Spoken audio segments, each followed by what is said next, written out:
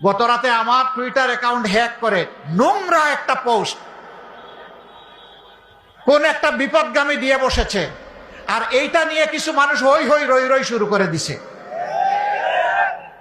হ্যাঁ, আমরা ডাকাত ধরে ফেলেছি। কোন জায়গা থেকে এটা করা হয়েছে এটা আমরা চিহ্নিত করে ফেলেছি। ইতিমধ্যে জাতির সামনে আমরা উন্মুক্ত করে দিয়েছি। একদম ফকফকা উজ্জ্বল ভাবে আমরা জাতির সামনে এটা তুলে ধরবো। মনে রাখবেন, হাসিনার মতো ফ্যাসিস্টকে পরোয়া করি না, অন্য কোনো ফ্যাসিস্টকে পরোয়া করার কোনো প্রশ্নই উঠে না।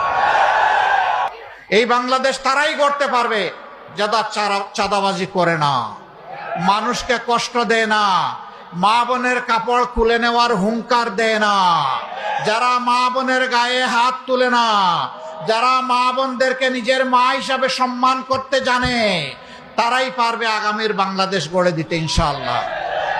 আমরা 11টি দল